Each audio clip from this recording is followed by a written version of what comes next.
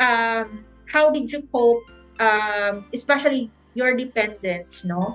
How did you cope with your yung day-to-day life, yung una pa lang, especially with the change of weather or the climate? Yun lang yung mga samples. So, how did you how did you adjust, or how did you do your day-to-day life nung nagsa-start pa lang kayo and until now? Okay, so siguro I'll start na, Miss Glenda. So, initially, sabi ko nga kanina, paulit-ulit ko sasabihin, I'm so blessed dun sa facility ko because my director of nursing is so supportive of, she wanted me to take time bago ako mag-start sa work because she was asking me, when do you want to start to work? I won't require you to work immediately. I want you and your kids to settle first. So I, gave way and give time to my kids to settle first sa school. So sinamahan ako nung arrival ambassador dito to scan for the requirements for school, kung nasan ba yung school, kung nasan ba yung DMV, kung nasan ba yung church, nasan. So, nilibot namin yung buong community. So, that's the first thing that we did. Yung neighborhood, yung church, pinakilala kami ng community sa entire Catholic Church. And then, in regards to weather, medyo mahirap. Sobrang different talaga kasi, syempre, first time na maka-experience ng snow and December pa yung meeting namin. It was really, really extremely cold. And last year, even, kasi nung initial na pagdating namin, the snow that time, hindi siya masyadong harsh. Last year was the worst. And they were telling me that for the longest period of time, for the past 20 years, last year was the worst winter storm they got, like blizzard. I'm not sure if you heard about that, yung something that happens in New York. We were also affected by that. Like, lubog talaga yung covered talaga yung buong bintana namin. Yes, we saw that. Yeah, so na-experience namin yon, and that was really extreme for us coming from the tropical island of Tropical. So, dumadating sa point na nagbibleed yung nose namin sa sobrang dry, sobrang lamig. So, initially, na-adapt ko na rin, nagtatanong ako sa what you usually do and how to use the heater kasi wala namang heater sa Philippines. Hindi medyo inosente sa mga bagay-bagay dito sa loob ng bahay. So, nagtanong lang din ako sa mga ka-workmate ko, sa mga Filipino dito, how they do it. Because they're like electric, and then there are those houses na gumagamit ng gas. So, nag-prepare din kami by buying initially. In-advise kami, hindi enough yung dala-dala naming mga suot namin na 2 layer lang. It's really not enough. So, I initially bought sa thrift store. Doon talaga ako nag-thrift store muna ako kasi syempre nag-start up pa lang kami. So, nagtitipid muna sa budget dahil hindi pa ako nag-start mag-work. So, nag-buy ako ng mga makakapal na coat. So, and gloves, and then usually yung winter gear talaga. And then boots, meron na akong dala-dala. So, nag-research din ako on my own sa Philippines pa lang. And then, dun mo lang talaga ma-experience na, extreme weather talaga pag nandito ka na. So, yung mga ganong adjustment, physically, nagkaroon ng mga nag-bleed yung nose, which is really normal for them.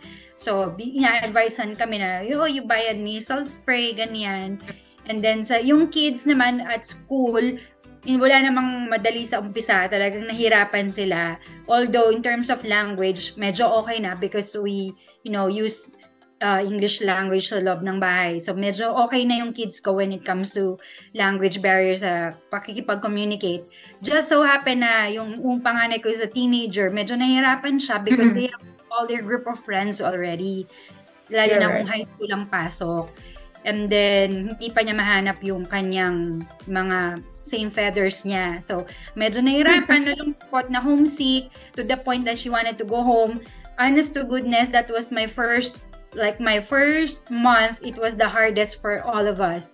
Emotionally draining because They were also, dinadala ko rin and pinapasan ko rin yung pag-adjust nila. And it's not really hard. It's also hard for me to see my kids na, am I really making the good decision of bringing them with me? May mga ganong questions na nag-arise na, am I just doing this because I love it or I like it pero hindi naman nila gusto? Or I just brought them with me just for me to accomplish my dream but not their dream. Yung mga ganong question. So emotionally draining, and whenever I talk to people about it, we always get emotional kasi nga, it's so hard to be a single parent and then at the same time, you're also helping them to adjust. But in God's help too, every day kinakausap ko yung kids ko na, this is what, is this really what you want? Or give your time na mag-adjust. It's 1 month pa lang tayo rito. You will eventually find friends na, makakasundo or same interest. And so, yun naman, nakatulong din naman yung everyday na talk ko. And then, that's the reason why we travel. Yun, yung pinaka-reason. Kaya marami na kaming napuntahang state because dito sa community namin is medyo malungkot, walang masyadong leisure. So, small community kasi siya, so puro farm ang makikita mo rito. So, that's the reason why I, once in a while, I drive sa other state just to take their mind away from going back to the Philippines, and so that they would also know na there's there's a bigger place or there's a lot of things to do outside our community and outside South Dakota. And then eventually, ngayong pagpasok niya, dito niya na talaga na feel na whenever I ask her, do you still want to go back to the Philippines? She will answer na, no, just for visit. Yes, through experience, sabi niya sa akin, there was also one time she asked me, why didn't you give birth to me here in the US? And I was like, are you kidding me? So yeah, eventually nagustuhan na nila and they only want to go back to the Philippines just to visit our family. So they are all settled na and I'm really happy about that progress. So I can say sa mga future, na magpupunta rito, it's not really easy. So you need to take a lot of courage, more courage, prayers, and then a lot of guts. Lalo na kapag may dala kang dependents because it's not gonna be easy for them as well. You need to understand that it's your dream but you also need to help them out to adjust. So, hindi lang ikaw. That's right. So, thank you so much, Sherites, for sharing that. So, as what we are also telling our candidates, that is to involve their family members habang nandito pa sa Philippines. They have also to check in with their dependents, especially children, lalo na yung mga teenagers na. Kasi yung mga maliliit na bata, that's a little bit easier. But kapag malaki na, they're schooling already, so the adjustment is really great. So thank you so much for sharing that.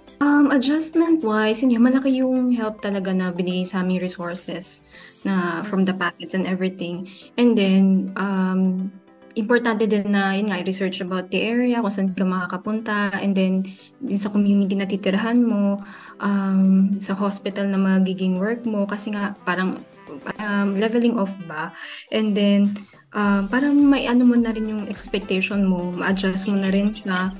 Tapos nanonood tayo ng YouTube, ganyan, kasi YouTube nga, mag-ano tayo ng, parang in a way, makikita mo na siya yung anong makikita mo usually, weather, ganyan, para makapag-prepare ka while nasa Pilipinas ka pa, kung anong dapat mong dalhin o anong dapat mong iwanan, ganyan.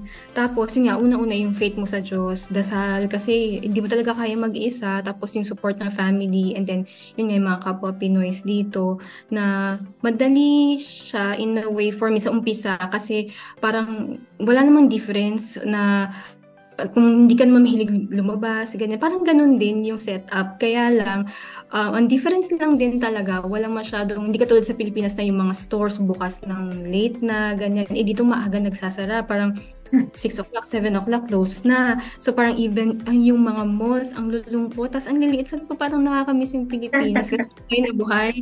Tapos, pag holidays, Christmas, ganyan. September pa lang, nag-Christmas. So, dito, parang same date, on the 25th ng December, dun pa lang sila nagde-decorate.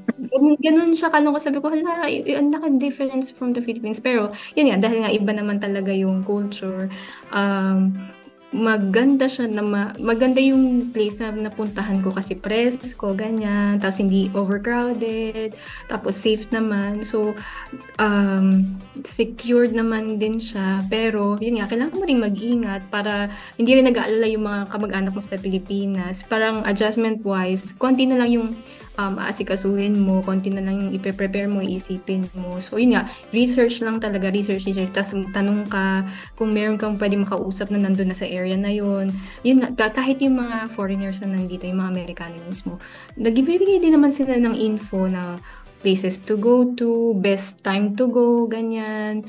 Kasi, yun nga, local sila dito. So, ano yung mga festivals na pwede mong puntahan, na may bayad ba or wala, what to prepare. So, natutuwa sila sa ganun kasi parang nakikita nila na kahit ibang lahi, interesado sa kanila. So parang, oh, do this and do that. Or would you want to come with us? Ganyan. So parang nagiging kamag-anak mo na rin sila. Parang, oh, next time, punta tayo, drive tayo, ganyan. So parang nakakatuwa lang din kasi na-appreciate nila tayo na kahit ibang lahi nga. Na parang tingin ko dati parang mga snob sila, masusungit, ganyan. Mababait, tsaka ready to help din sila kahit ibang lahi. So Actually, I can relate, Marian. So, to share, I was in our US office sa Cincinnati ako last June.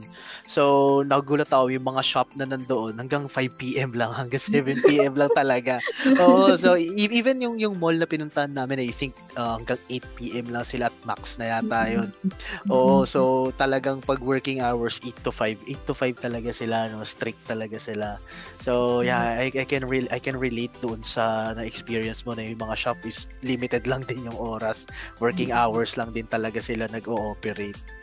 And at the same time, separate yung grocery sa mall. Hindi katulad sa atin, one-stop shop na dito parang iba pa, drive ka pa na malayo para mag-grocery, tapos mga damit, iba pa. So parang different talaga. Pero okay lang din naman. So mga weird stuffs lang, pero tolerated and ano naman siya. Masaya din as experience. So, very nice yung mga na-share nyo na Charitas and Marian. So, of course, we talked about yung adjustment nyo sa day-to-day nyo na lives. And then, let's talk about naman yung clinical preparedness natin. So, of course, you're working in the US na as a nurse. And ang goal naman natin is not to get you to the US lang is also to be successful as a US nurse. So, can you share us yung experience nyo during yung orientation period sa assignment facility nyo? And then, meron ba kayong mga tips sa mga candidates natin, other candidates, no, when it comes to pag-adjust sa work? And then, how long ba did it take you guys na mag-adjust in terms of clinical practice? Syempre kasi iba yung sa Philippines and then iba yung sa US. So, let's start with Charitas muna. Sige. Yeah, so for my experience, so they made sure na before I go independent sa floor, I'm fully immersed with the training. So 3 months training yung ginawa sa akin, and then all throughout that, maganda kasi ang impression iniwan. I'm not sure if everybody, no, pero ang iniwan na impression dito kasi nung previous na health carousel employee then before na pinalitan ko ng spot is also a Filipino. So maganda yung naiwan nilang impression doon, na naiwang performance nila. And so, syempre, dahil nasa yung pressure, you also would want to give a good impression when it comes to work ethics. So, iba talaga yung dating ng mga Filipino workers sa kanila. They see us a very hard worker people. So, bago yon, syempre, they were really amazed na we talk really good in English. Yun, isa yon sa mga factors na I always tell them na it's part of our curriculum. It's not something na hindi naman namin inaaral. And before we even go here, we have several tests that we need to take before we can even, pass the quality and the board exam here in the US. So, it's not like something na walk in the park na mabilis na kami nakarating dito. So, that's yun yung mga sinasabi ko sa mga tao. And then, lagi nilang sinasabi na We are very hard worker na mga tao, and then madaling matuto. So 3 months training yung ginawa sa akin, and then full support naman yung DON ko. Binigyan niya ako ng flexible, saan ka makakahanap noon, di ba? Ng flexible time, because she wanted me to also take care of my kids. Huwag ko daw pabayaan yung kids ko. Kung kailangan ko daw ihatid mo na sa school, so be it, ihatid ko sa school kasi training pa lang naman ako. So she wanted also to make sure that the kids are also adjusting well before I can even fully function dun sa facility. So because of that, I was able to grasp everything within that 3 months training. Tinake advantage ko yung training na yon to learn everything as much as I can. And just so you know, I also do PRN sa hospital, emergency room, and emergency department, and medical surgical ward, because I also want to experience how it works sa ganung ward. Kasi syempre, totally different yan sa Philippines, most especially yung mga gadget nila dito iba. Mga medical equipment nila iba. So, just imagine kung ano yung ginawa nila sa akin training. So, inalaw nila, even if I'm full-time working sa skilled nursing facility, yung facility ko kasi connected sa ER and sa medical surgical ward, they allowed me to immerse myself on that kind of experience, and I'm being paid to pa rin. So, yun. And just so you know, I was awarded a Daisy Award nominee. Congratulations. Congratulations, Charites. Congratulations, Charites. Yes, thank you. Ayan, that's very nice though. And then, do you have any advice sa mga nurses natin then na of course, nagpe-prepare pa to go to the US when it comes sa clinical? Kasi yan yung mga isa sa mga worries nila eh. So, syempre nakaka-cause ng anxiety. Ayan. Actually, at first, medyo nakaka-intimidate kasi syempre you're communicating with other race, diba? So, and then for sure, kahit anong galing mo sa English, hindi mo pa rin ma-relay yung gusto mong sabihin as much as they do sa kanilang communication, diba? So, we have different set of words na ginagamit nila, which probably means different for them, diba? So, we need to learn somehow their culture as well. Kasi sa akin, based sa experience ko, sometimes their words are kind of offending kapag sa Filipino, pag ginamit mo sa Filipino, medyo pati yung mga actions nila kapag tinatawag ka nila. Kapag ginawa mo yan sa Philippines, medyo parang nakaka-offend. But para sa kanila, it's just their normal thing. So don't get personal when they do that. They're very direct to the point. You also need to adjust hindi lang yung knowledge mo when it comes to medical, but also their culture, because it's gonna be part of it, most especially if you communicate with your clients, not clients, your patients and your coworkers too. So, ang masasuggest ko is that don't get too personal. Just give your best at all times, and then if you're not confident on what you're doing, don't hesitate to ask for help. Unang-una, yung sa general orientation dun sa facility na inanan ko, ginawa siya or hineld siya sa separate na building. So, hindi lang ako yung inorient. So, parang mga 50 kami, iba't ibang department. So, parang ang dami. Parang general mass hiring. So, lahat excited, ganyan. And then, in-explain syempre yung history ng hospital, ganyan, and everything. Tapos, saglit lang siya, mga 1 day. And then, nung nag-start na ako sa unit ko, ganun din, 3 months din yung orientation ko.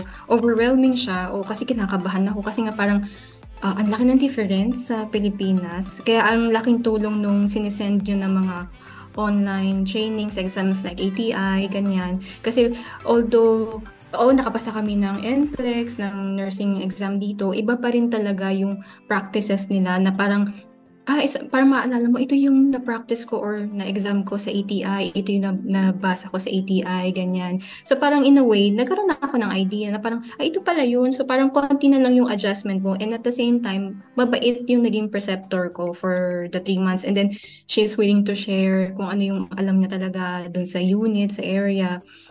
Tapos, at the same time, yun nga, parang naka-heightened alert kasi hindi mo alam maraming pwede mangyari sa patient. So, siya, parang sa unit namin, ako pang yung pangalawang Pinoy. So, parang kami lang yung dalawang Pinoy, napapagpalit pa kami, nalilito pa sa amin kasi nga magkamukha daw kami. So parang nakakatawa, minsan tinatawag ako, ganyan. Tapos minsan, yun yung mga nakakatawa, pero yun nga, yung respect sa kasama mo, nandun, kahit na iba kayong lahi. And then, ang na-appreciate ko sa kanila is, kahit na doktor, ang trato sa'yo, parang ka-level nila, hindi katulad sa atin, sa Philippines, na parang ang taas ng leveling ng doktor, dito tatanungin ka, anong gusto mong gawin natin? Sige, lagay mo yung order. Parang nakakataba ng puso, parang, oh my God, parang laking tiwala nila sa atin, na parang, sige, ikaw na bahala dyan, anong gusto mong gawin? Sige, pag okay sila. Pero pag hindi okay yung sagot mo, ano pa yung pwede natin solution? So parang, nararamdaman mo na meron ka talagang actual participation sa care ng patient. Hindi lang ikaw yung laging kasama ng patient, pero in terms of planning sa care, kasama ka, hindi lang yung kamag-anak, yung head nurse, yung doktor, pati ikaw. So parang ang laki nakaka-boost ng moral. And then, yun nga, aside doon sa preparation bago umalis sa mga ETI online, and then nakakatawa lang din, from time to time, parang hindi ko maalala kung twice a year ba yun or what, tuloy pa rin yun, yung mga updates about yun, meron pa rin kami nare-receive ng mga exams about it. Hindi lang from Passport USA Health Carousel, pati dun sa actual na facility kung saan ako nag-work. So parang hindi ka mali-left behind. And then at the same time, may mga skills training din na ino-offer ang mismong facility for once a year. So talagang nakikita mo na po-progress yung technology, yung mga practices. Sa parang last year pwede, ngayon hindi na. So mga simpleng bagay lang na parang malaki nang naitutulong sa patient care. So parang wow, maganda siya. Parang wag ka lang, ang advice ko dun sa mga parating, wag kayong magsawang magbasa, mag-aaral kasi hindi mag-i-stop yung learning dahil meron at merong mababago, meron at merong madadagdag na information. Tapos kung kaya niyong mag-apply sa mga nursing organizations dito, much better kasi makaka-receive kayo ng mga reading materials about it. Tapos yun nga, kung meron kang tanong, ask questions lang sa mga kasama mo sa work. Huwag kang maging sensitive kasi minsan sa ating mga Pinoy, pag nataasan lang tayo ng boses, wala na, ma-discourage na tayo. Pero sa kanila kasi, sa atin, be more assertive. Kasi minsan sila, lalo na yung mga pasyente, minsan nagiging aggressive sila, ganyan. Pero kailangan i-handle mo ng maayos and professionally din para walang problem. Tapos yun nga, parang ask for help, ask for questions, kung meron tawag dito, kung merong hindi malinaw kasi mahirap magdunungan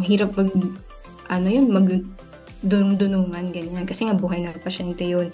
And at the same time, willing silang tumulong. Tapos meron pa akong resource na nakuha or Passport USA na ino-offer sa mga nurses here na kung meron kang need na help aside sa trabaho, mental health mga tawag dito, yung kung kailangan mo ng counseling, meron din kami mga nare-receive na info about it. Kung kailangan mo, reach out ka lang sa mga doon sa mismong department na yun, kung kailangan mo ng kausap, which is good kasi holistically, inaalagaan ka ng Passport USA. Although hindi ko pa siya na-avail, pero it's a good thing na parang, meron palang gano'n. So, anytime na kailanganin mo ng help, psychologically, meron silang maibibigay. So, kahit kausap lang, parang ganon. So, parang hindi lang dahil nagtatrabaho ka in side-by-side with Health Carousel o Passport USA, okay na yung training skills mo. Parang pati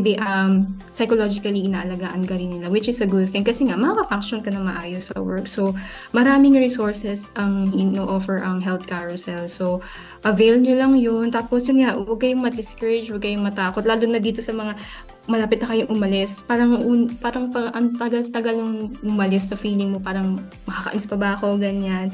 Pero yun nga, pagdating mo dito, ang bilis na. Ito na pala yun. Ito na pala yung preparation na binibigay sa akin nung IDA ko. Ito pala yung sinasabi nila na kailangan kong gawin, which is ma-appreciate mo lahat na hindi, minsan niisip ko nung pag may nire-remind sa akin si Miss Janice, ikaw Miss Janice, nire-remind ano na, yung deadline na nito, ganyan. So, minsan, iniisip ko, kailangan ba talaga yun? Ang toxic na. Minsan yun yung iniisip ko, Miss Janice. I'm sorry. Okay lang.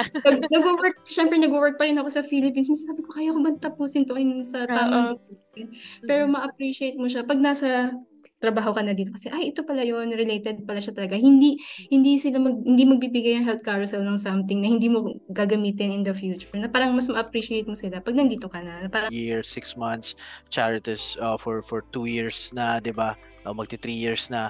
So, of course, with your stay there, na naka-1 taon, 2 taon na, how did your life change upon living your life in the US? Ano na yung mga nabago sa inyo ngayon, di ba? So, for example, yung mga hindi nyo kayang bilhin nung pagdating nyo sa US, nakukuha nyo na ngayon, nabibili nyo na ngayon, di ba? So, of course, na-mention nyo kanina yung adjustment, well-adjusted na kayo.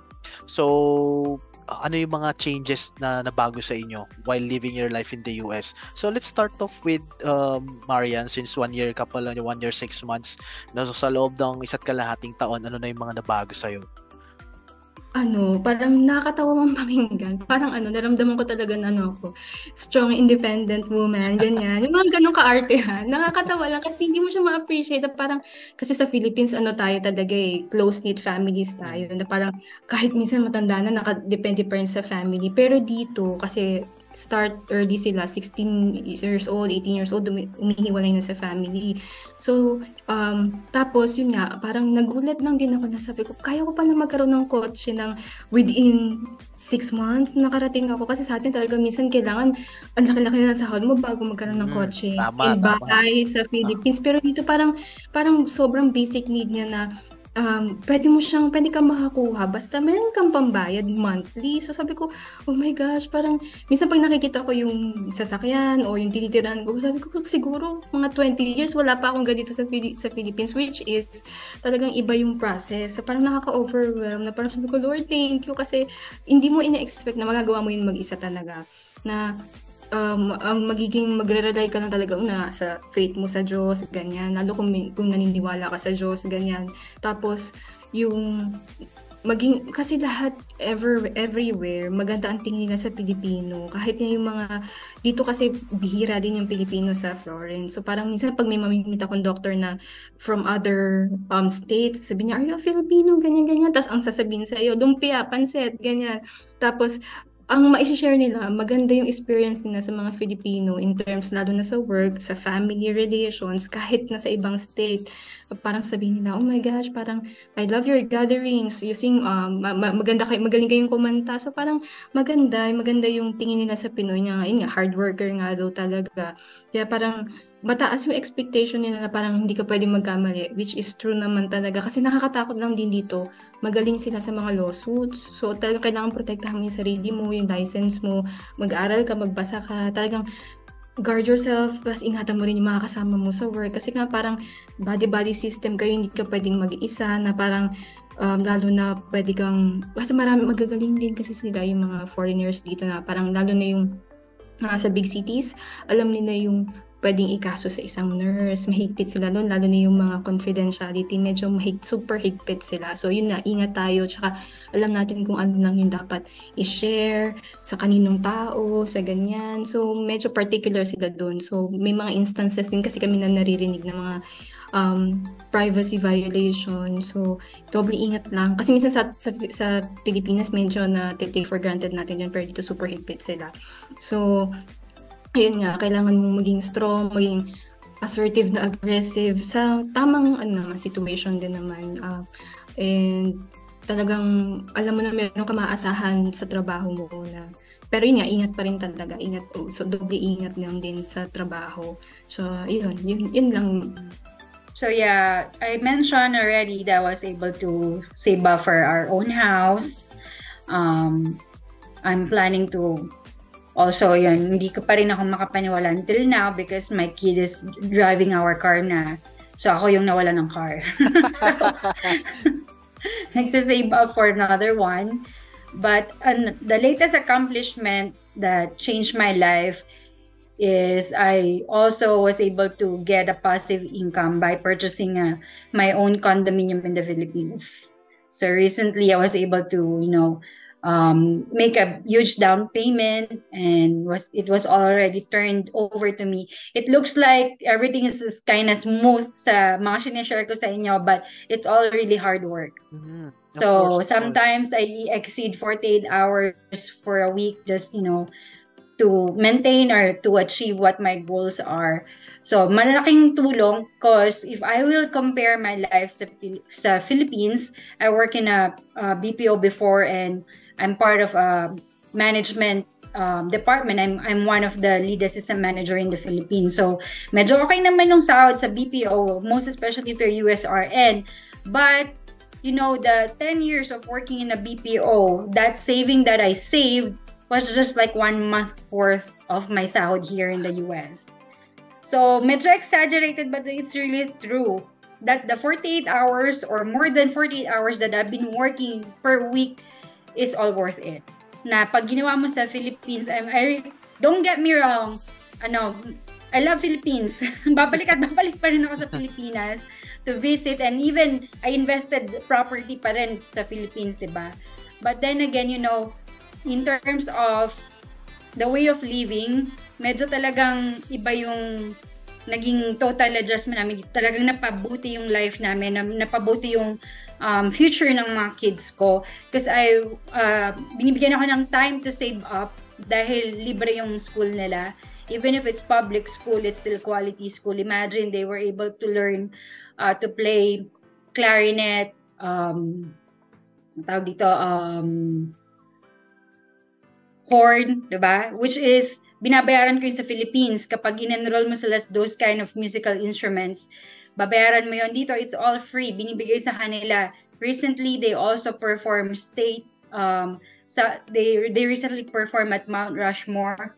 Na nag-perform sila sa band. Yes, part yung anak ko ng lahat ng schools ng South Dakota participated on that, and she was one who represented their school. She was playing clarinet, and my youngest one's playing nakalimutan ko yung trumpet, sorry. Bakit ko nakalimutan yung musical? Trumpet, which are things na kailangan mong bayaran sa Philippines. Those kind of, changes.